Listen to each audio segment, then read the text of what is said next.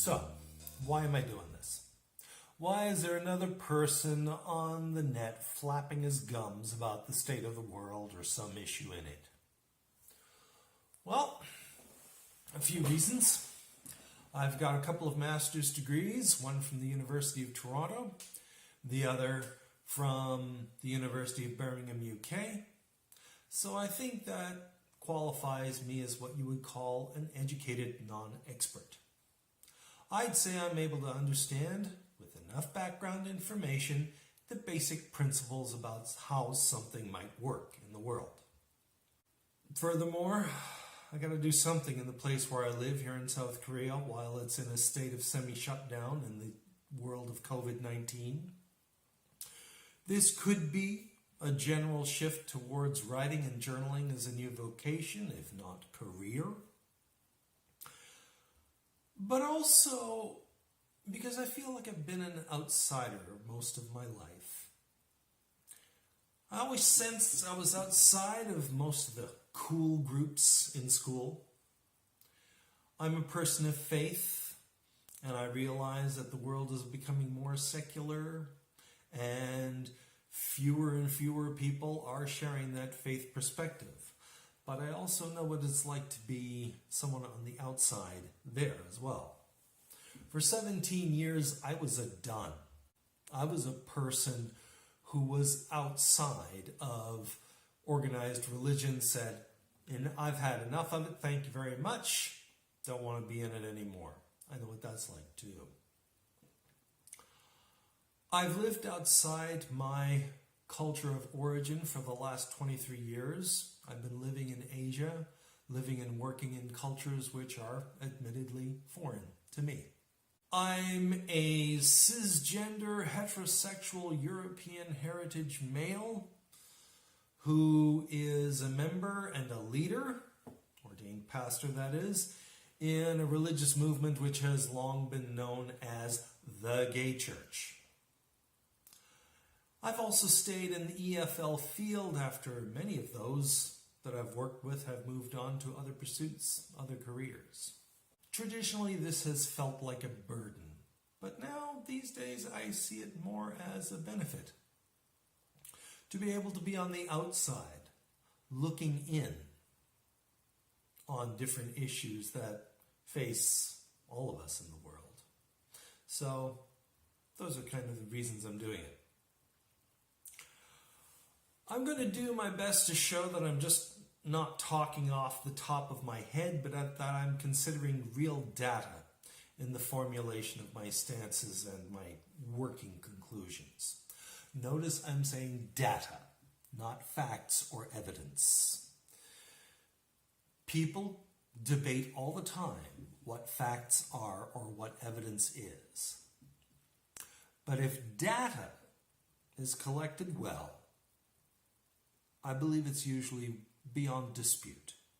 I'll try to be as transparent as I can about my sources of data, and as much as this video blogging format will permit, I'll even offer footnotes and references if I can. Whenever I'm quoting someone else's analysis, I'll say so. You'll see an example of that in a moment. When I'm reporting a consensus of conclusions or opinions, I'll say so. If I'm recounting anecdotes of something that has happened to me or to someone else, I'll say so.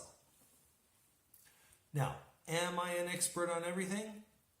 No, I'm not. Of course I'm not. These days, areas of knowledge are so specialized that it's difficult to be an expert on anything, except in a very, very specific field.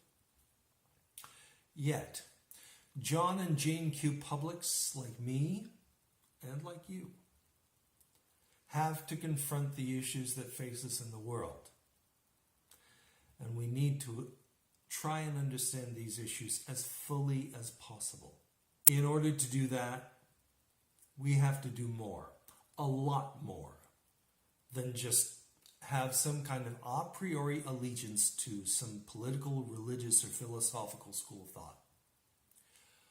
Now, having said that, I know we always have biases when we approach any issue, and I will do my best to acknowledge my biases.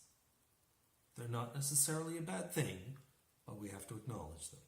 The stuff you're going to see me do will look like a lot of stuff you see on broadcast and social media when it comes to commentary or anything like that.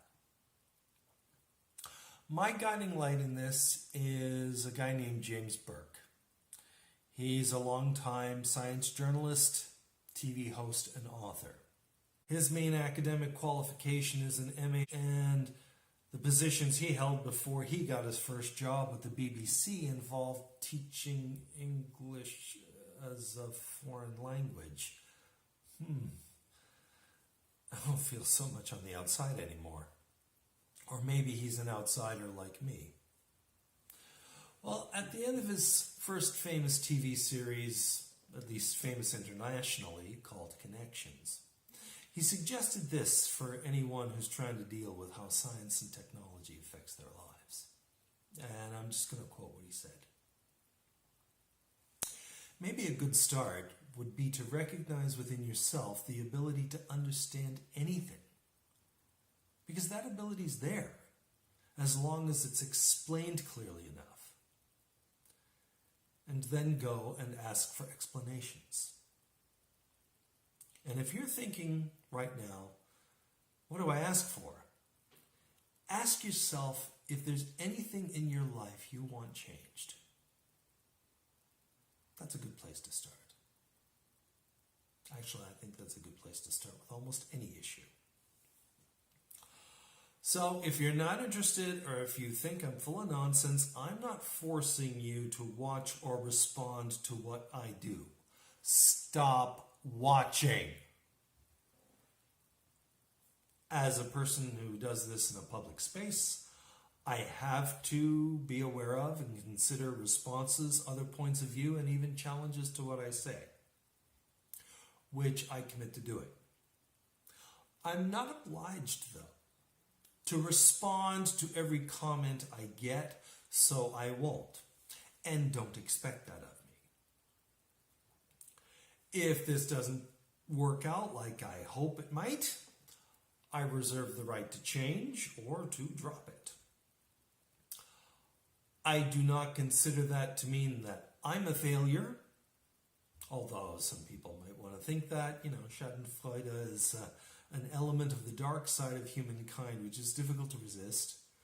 But if I drop this or change this, it just means that something I tried didn't work. Period. So, if you're interested in this commentary, come back from time to time and you'll see me on the outside, looking in. I'm Craig Bartlett.